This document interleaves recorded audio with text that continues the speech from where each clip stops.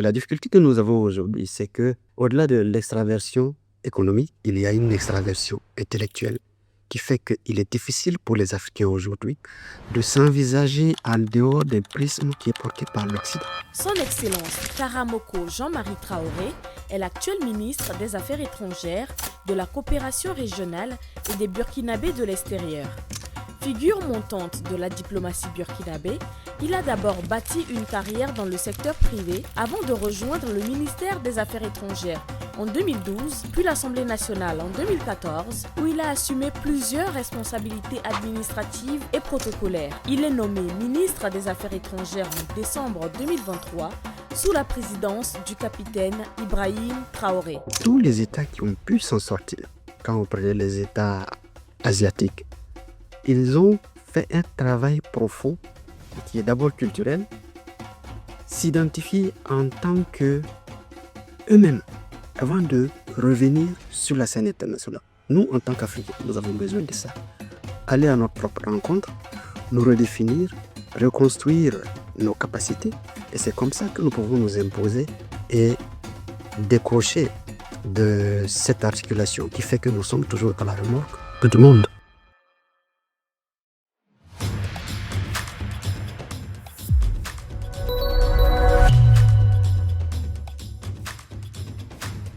Bonjour, Son Excellence Monsieur Karamoko, vous êtes ministre des Affaires étrangères, de la coopération régionale et des Burkinabés de l'extérieur.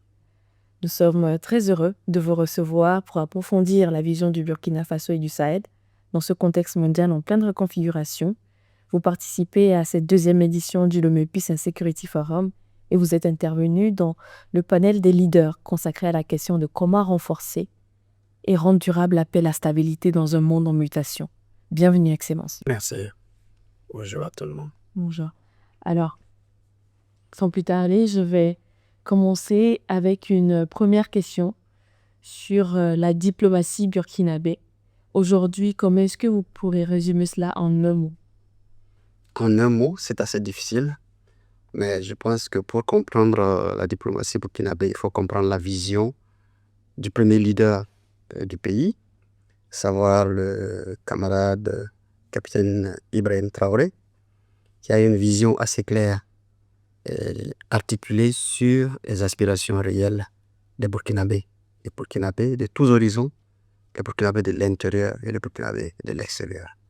Faire en sorte que la croissance soit portée par les populations et que les fruits de la croissance bénéficient à toutes et à tous.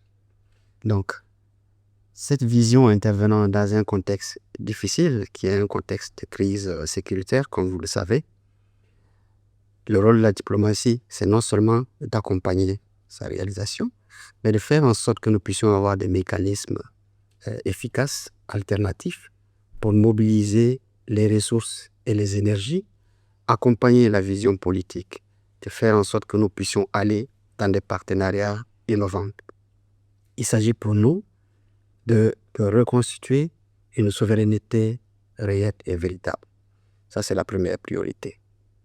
La deuxième priorité, c'est de travailler à diversifier les partenaires et les partenariats dans une démarche de totale autonomie et de totale indépendance. Et la troisième priorité, c'est naturellement d'accompagner les politiques publiques dans la mobilisation des ressources. Intéressant, et donc ça me ramène au partenariat dont vous venez de parler. La création de l'Alliance des États du Sahel marque un tournant important pour le Burkina. Comment est-ce que vous voyez son articulation avec la CEDEAO et l'Union africaine pour bâtir une action plus cohérente sur le terrain? Nous avons l'habitude d'entendre que la démarche confédérale qui a été portée par les 3 chefs d'État de l'Alliance des États du Sahel est une démarche d'isolement. Mais je dois préciser déjà ici qu'il ne s'agit nullement d'une rupture. Et que d'ailleurs, ce que les 3 chefs d'État ont toujours voulu, c'est justement d'aller dans une articulation africaine plus forte. Bien sûr, ça demande du courage, ça demande de la rupture, ça demande de l'engagement. Et c'est ce qui est aujourd'hui en cours au sein de l'Alliance des États du Sahel en tant qu'espace confédéral pour montrer que la mutualisation réelle est possible, pour montrer que porter une politique africaine par les Africains, pour les Africains, est bien possible. Et c'est à cela que nous sommes attelés. Oui, hier aussi, vous avez évoqué une sécurité africaine par les Africains. Concrètement, qu'est-ce que signifie ce principe dans la diplomatie actuelle du Burkina et comment est-ce qu'on peut maintenir les coopérations internationales équilibrées dans cette logique d'autonomie stratégique? Nous avions, je crois, à la faveur de la première édition du Forum pour la paix ici, lancé un appel sur la nécessité de construire une architecture de défense africaine, portée par les Africains. C'est important parce que aller dans une démarche où l'on confie sa sécurité ou une partie de sa sécurité à un État tiers, ça revient à concéder sa souveraineté. Je pense que c'est antinomique avec la recherche de souveraineté. Et c'est bien possible.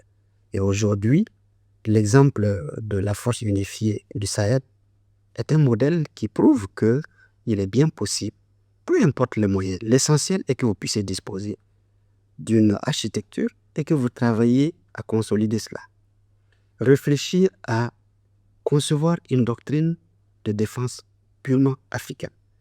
Parce que la difficulté que nous avons aujourd'hui, c'est que nous avons, hier je l'ai mentionné, au-delà de l'extraversion économique, il y a une extraversion intellectuelle qui fait qu'il est difficile pour les Africains aujourd'hui de s'envisager en dehors des prismes qui est porté par l'Occident.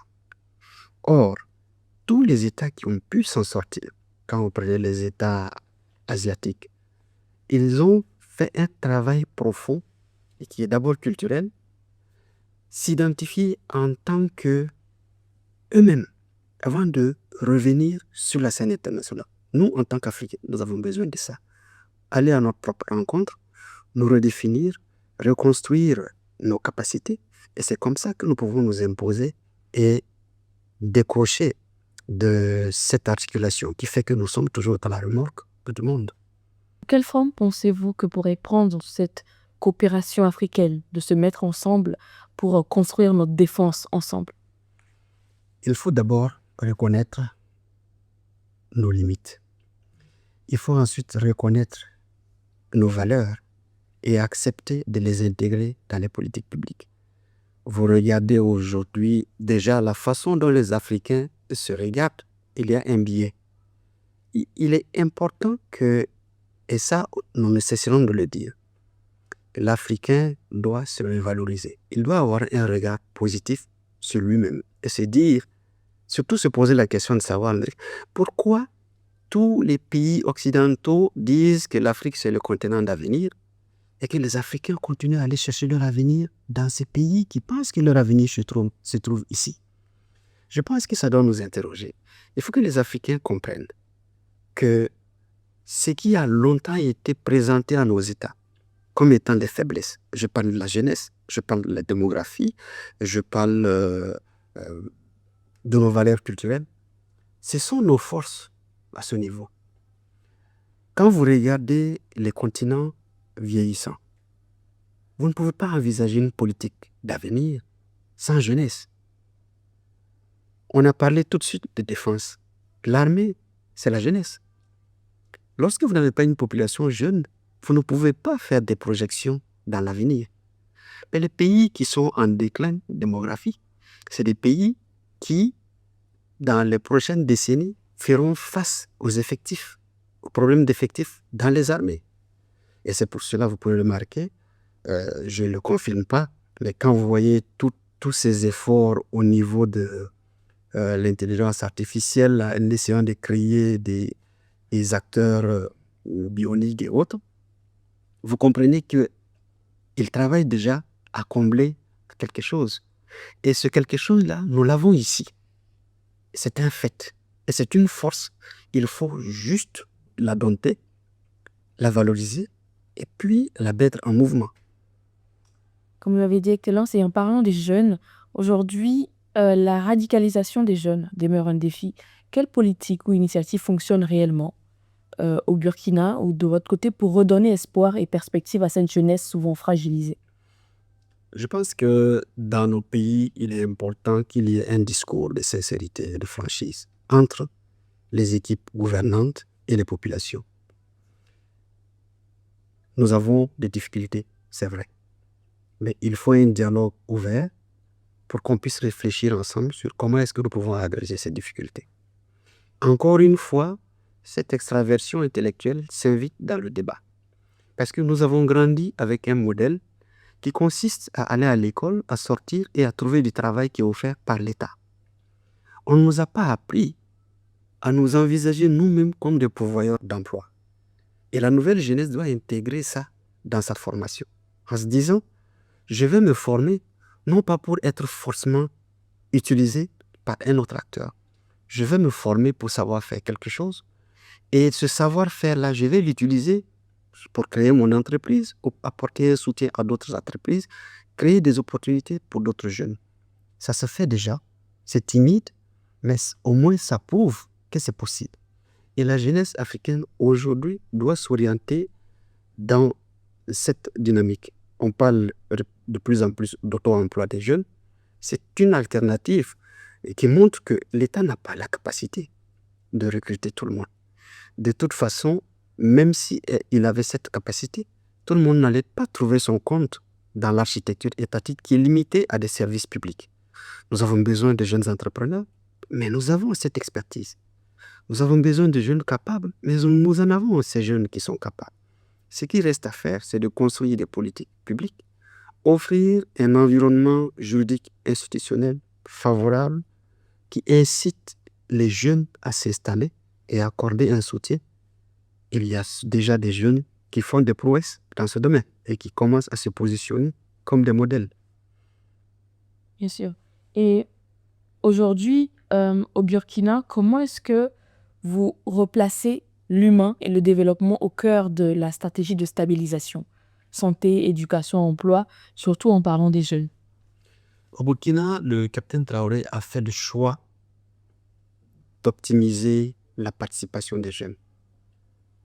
Nous sommes toujours tentés par les facilités qui sont offertes par la technologie. Je vous prends un exemple tout simple.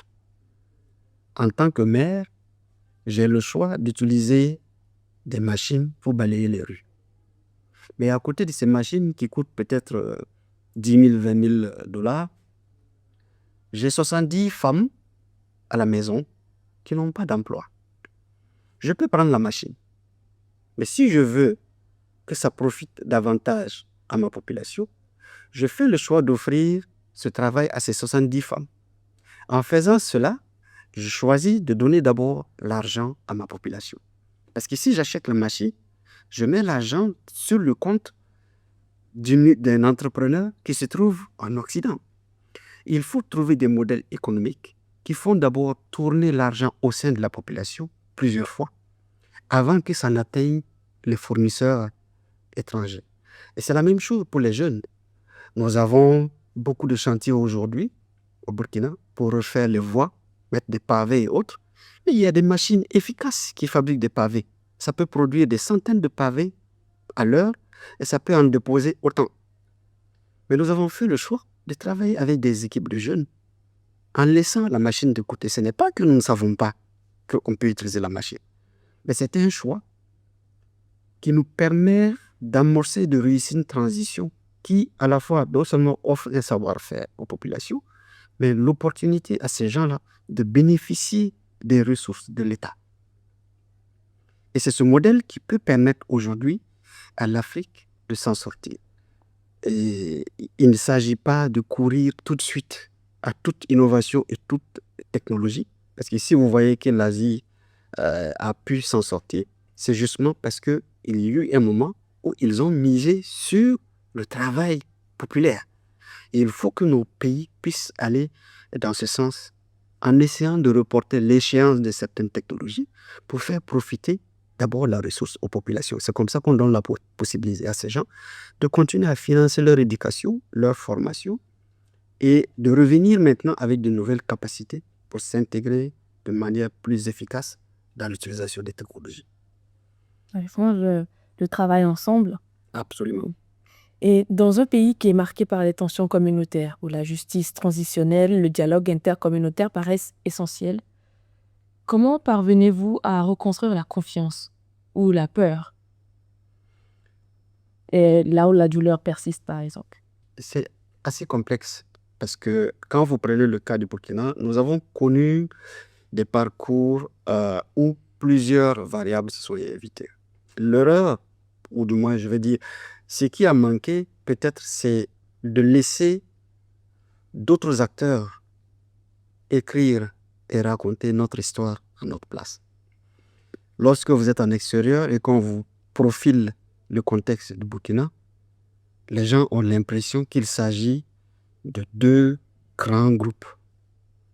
Il y a les autochtones, qui sont les Mossi, et puis il y a les autres qui sont les Peuls. Mais quand on dit aux gens, il y a 60 ethnies, 63 ethnies au Burkina, ils ne comprennent pas. Et quand on dit aux gens que les Peuls aussi sont autochtones, alors là, ça devient beaucoup plus complexe. Donc, c'est vous dire que la situation, telle que présentée souvent, surtout à travers le prisme de l'Occident, invite toujours des concepts dangereux. Et ces concepts, c'est quoi? C'est l'ethnie. Ces concepts, c'est quoi? C'est la communauté. On vous présentera un problème entre deux systèmes de production. Système de production pastorale, système de production agricole. Le premier a souvent besoin de plus d'espace pour la mobilité des animaux. Le deuxième a besoin de foncier pour être sédentaire.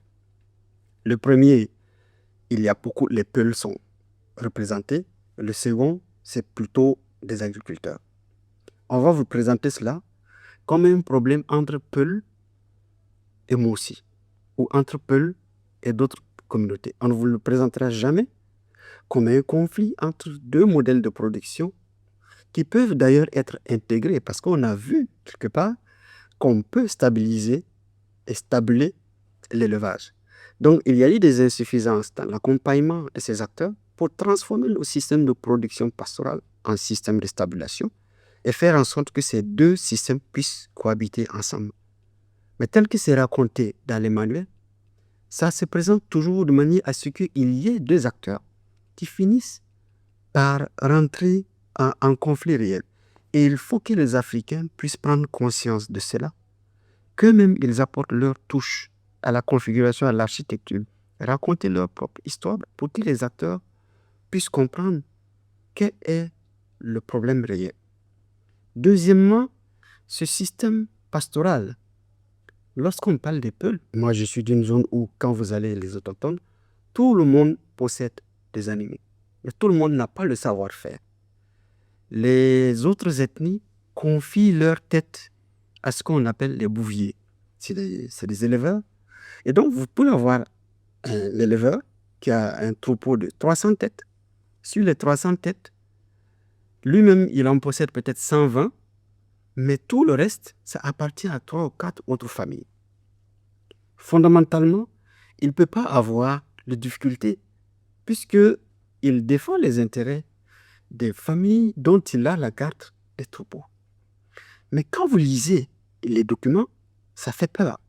C'est effectivement comme s'il y a des communautés. Mais le problème ne se pose pas de cette façon. Non.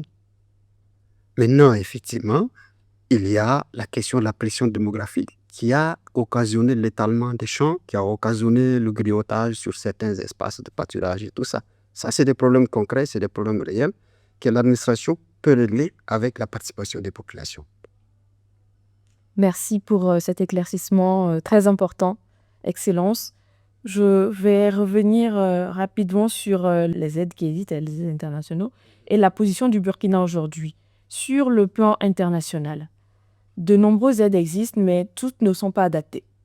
Surtout dans la configuration actuelle, quelle forme d'appui extérieur jugez-vous vraiment utile et respectueuse sur la souveraineté que vous avez évoquée, la souveraineté nationale du Burkina? Nous, pendant longtemps, on a parlé, et dans beaucoup de documents, vous verrez l'aide publique au développement, l'aide publique à ci. Ce qui ressort, c'est que derrière chaque geste enrobé d'une étiquette de générosité, il y a des intérêts. Le commun des mortels ne le voit pas, Mais lorsque vous êtes à un certain niveau de décision, vous comprenez pourquoi chaque dollar est remboursé d'une façon ou d'une autre. Soit on vous oblige à prendre une décision, soit on vous oblige à aller dans une posture qui n'est pas forcément la vôtre, à faire des choix politiques qui ne sont pas forcément les vôtres. Vous avez suivi l'histoire du programme d'ajustement structurel qui a été imposé à tous nos États. Ça n'a pas été imposé par nos propres acteurs. C'est des institutions financières qui sont venues et qui ont dit l'argent que vous avez pris pendant longtemps, voilà comment est-ce que vous devez désormais structurer vos économies. Il faut vendre toutes vos usines parce que l'État ne peut pas continuer à être gestionnaire des usines. Il faut faire ci, il faut faire ça. Ils ont créé du chômage, ils ont créé une désarticulation, ils ont ramené nos États à des niveaux très difficiles. L'aide, ça fonctionne de cette façon. Chaque euro, chaque dollar qu'on vous donne pour investir dans un secteur, ce n'est jamais suffisant pour atteindre les objectifs que vous visez, mais ça constitue toujours le maillon d'une chaîne pour vous lier. Un jour, on viendra vous dire, prenez cette posture, faites ci, cette loi, elle n'est pas bien dressée, il faut nuancer, il faut mettre un article qui concerne tel groupe de population, et donc c'est toujours lié. Il faut aller vers une démarche de partenariat équilibré. J'appelle par partenariat équilibré des relations où vous n'êtes pas confiné, où vous n'êtes pas obligé d'aller dans le choix forcément du partenaire, où vous avez la liberté vous-même de choisir vos modèles. Ça demande des sacrifices, ça demande de la rénonciation, ça amène souvent la souffrance pour les populations parce que quand vous faites plusieurs décennies à profiter de, on va dire, de cette perfusion-là, c'est très très difficile de vous en passer. Vous avez presque l'impression que ce n'est pas possible de le faire autrement. Parce que c'est douloureux, parce que c'est difficile. Il faut que vous puissiez travailler vous-même à trouver des mécanismes alternatifs de compensation. Et les ruptures, on vous montrera toujours que vous avez tort de rompre. Parce qu'on va vous fermer tous les robinets. C'est très difficile. Mais c'est seulement de cette façon qu'on peut renouer avec les capacités réelles. Ça amène à innover, ça amène à trouver d'autres sources, ça amène à aller creuser et trouver l'énergie au fond de nous. Le cas du Burkina Faso, les Français, juste après la prise de pouvoir par les forces de défense et de sécurité, ont suspendu tout de suite l'aide au développement. L'Agence française de développement a tout coupé. Et il y avait des étudiants même qui avaient des bourses et qui étaient prêts à aller pour étudier en France. Ils ont tout fermé. Air France a arrêté ses vols. C'est une stratégie de privation, c'est une stratégie d'étouffement pour vous obliger à dire « nous n'allons pas tenir sans ces gens ». Mais quelques mois après, ils sont revenus, Air France est revenu négocier pour reprendre ses vols. Et nous avons dit non, ce n'est pas possible parce que la situation n'a pas changé.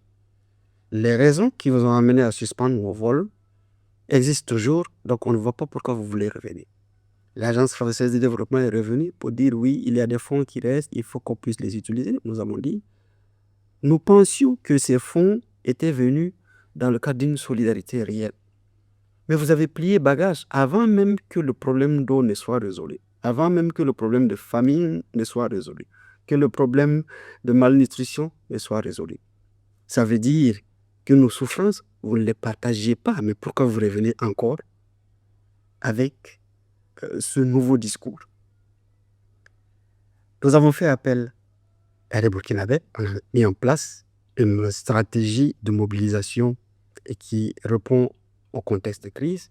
Et aujourd'hui, avec le fonds de soutien patriotique, nous sommes à 300 millions de dollars par an payés par des Burkinabés pour financer le développement.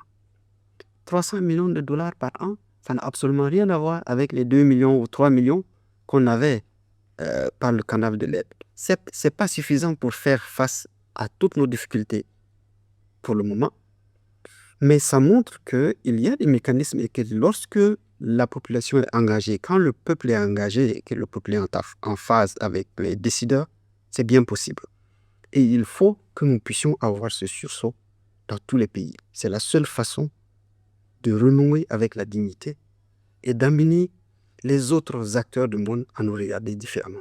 Comme vous l'avez dit, Excellence, pour les autres pays exposés à l'instabilité, quel levier économique immédiat est-ce qu'il faut activer pour offrir des alternatives aux populations? Là, c'est difficile, je ne sais pas quels sont les autres pays exposés à l'instabilité. Ce que je peux dire, c'est que l'Afrique est à la croisée des chemins et en tant qu'Africains, nous devons faire des choix courageux, en n'oubliant pas le fait que les autres nous regardent comme le continent d'avenir. Il faut que les Africains comprennent. Lorsqu'on dit que l'Afrique est le continent d'avenir, c'est ça les Africains. Il faut faire en sorte que ce rendez-vous se fasse avec les Africains. Et ça dépend de nous. Ce n'est pas les Occidentaux qui viendront faire notre bonheur à notre place. Et nous devons prendre conscience de cela. Et la jeunesse doit porter cela dans sa lutte parce que vous êtes au devant de la scène. Vous êtes les acteurs du présent et du futur. Donc l'Africain doit être au cœur. Et pour cela, il faut que l'Africain ait une nouvelle perception de lui-même. Une perception valorisante, une perception décomplexée, une perception authentique. Ça, c'est fondamental. Merci, Excellence. Le Lomé Peace and Security Forum est devenu un espace d'échange africain important. Qu'est-ce que représente pour vous cette deuxième édition du Lomé Peace and Security Forum? Je dois d'abord saluer et féliciter les autorités togolaises pour cette initiative. Ensuite, traduire toute ma gratitude à Son Excellence, Monsieur le Président du Conseil, et mes félicitations au ministre des Affaires étrangères qui ont eu cette vision de créer ce cadre d'échange où la sincérité et la spontanéité remplacent le folklore classique dans les autres instances. Vous savez, quand vous allez dans les autres instances, on va dire, bien réglées, c'est une suite de déclarations, souvent sans conviction, mais juste parce qu'il faut prendre la parole. Et ensuite, c'est des documents qui sont adoptés, que certains n'ont même pas lus. Il faut sortir de cela et faire en sorte que nous ayons des espaces où le vrai débat s'invite. Cette deuxième édition a mis en présence les jeunes, les politiques, la société civile, les leaders d'opinion, les coutumiers, toutes les forces vives qui peuvent participer à un vrai débat africain sur la problématique de la paix en Afrique. C'est essentiel, c'est important. C'est un espace où vous apprenez à vous connaître, où vous prenez conscience que vous vous côtoyez en pensant vous connaître, mais en réalité, il y a beaucoup de choses à découvrir. Et c'est ce que je disais, en tant qu'Africains, nous connaissons certainement plus l'extérieur que nous nous connaissons nous-mêmes. Il est temps que les Africains se découvrent. Qu'ils aillent se retrouver comme dans l'ancien temps, sous la Appala, échanger, prendre conscience de leurs limites, mais aussi de leurs forces, de leurs capacités, se mettre ensemble pour décider. 54 pays, c'est pas rien. C'est une force, mais une force qui n'a jamais été mobilisée à 100% pour les Africains. Allez-y aux Nations Unies, vous vous rendrez compte. Vous avez vu ce qui s'est passé en Libye. Lorsque l'OTAN a pris la décision de détruire la Libye, l'Union africaine était là. Elle n'a pas été capable. Certains États étaient contre, d'autres étaient pour. Ils n'ont jamais pu faire l'unanimité. On a bombardé la Libye. Nous, on ne savait pas au Burkina que quelques années après, les armes qui ont quitté et les munitions qui ont été déversées dans cette zone allaient se retrouver pour tuer des Sahéliens. Personne ne le savait. Mais aujourd'hui, on ne veut même pas qu'on le mentionne dans la situation de l'insécurité au Sahel. Pourtant, ça s'est passé. La même chose se passe aujourd'hui en Ukraine, qui croule sous le poids des offres en armement, en financement. Mais l'Ukraine n'est pas moins corrompue que nos pays. Aujourd'hui, il y a des drones kamikazes que les terroristes utilisent au Mali, au Burkina et autres. Ça vient de ces terres d'opération. L'ambassadeur de l'Ukraine lui-même, il a fait une déclaration pour dire qu'il soutient le terrorisme. Donc, je pense qu'il y a des cas concrets qui sont là et qui doivent interpeller les Africains, qu'ils comprennent que de la même façon que les Européens nous appellent Africains, parce qu'ils ne savent même pas que c'est 54 pays, que vous venez du Congo, de l'Afrique du Sud ou du Burkina, ils vont dire « je vous en Afrique, je vous en Afrique », parce que pour eux, c'est comme un pays. Et nous devons travailler effectivement à ce que ce soit comme un pays. Aller dans une démarche qui consiste à dire non, nous sommes les meilleurs, nous sommes plus proches de l'Occident, nous sommes progressistes. C'est se chatouiller. Revenons à la maison, remobilisons-nous, allons-y sur nos propres valeurs, construisons des standards qui nous appartiennent et c'est de cette façon qu'on peut véritablement s'exprimer sur la scène internationale. Merci, Excellence. Enfin, quel message vous pourrez transmettre pour renforcer et rendre durable la paix et la stabilité en Afrique et surtout dans un monde en mutation? Le premier message, c'est que les Africains puissent s'écouter. Je l'ai dit hier, on se parle, on ne s'écoute pas. Et quand on s'écoute, on ne se donne pas le temps de se comprendre. Le temps qu'on se comprenne, on est happé par d'autres énergies. Et ça a toujours fonctionné comme ça, c'est ce qui fait que l'Afrique reste un continent difficile. La jeunesse a une opportunité. Nous avons la chance aujourd'hui que vous, les jeunes, vous avez un discours qui passe et qui est presque le même partout en Afrique. Et c'est lié au fait que les mêmes défis se posent. La seule chose qui a manqué de par le passé, c'est l'opportunité pour les Africains de s'asseoir et de discuter et de prendre une décision concertée. La jeunesse africaine a aujourd'hui cette opportunité. Elle doit cesser de penser qu'elle a d'autres choix ailleurs. Le choix se trouve ici, en Afrique. Et il faut le faire dès maintenant. Donc pour moi, il faut que la jeunesse africaine se rassemble autour de l'idéal africain pour bâtir un continent d'avenir où les Africains sont au centre. Pas un continent d'avenir pour nourrir les intérêts d'autres nations qui continuent de nous regarder comme des sous-hommes. Excellence, merci pour cet échange clair et inspirant. Votre message nous rappelle qu'une paix durable se bâtit sur la confiance, sur la souveraineté assumée et également le développement au service des populations. Merci d'avoir partagé votre vision avec Notre Afrique, la voix de la diplomatie panafricaine. C'est moi qui vous remercie.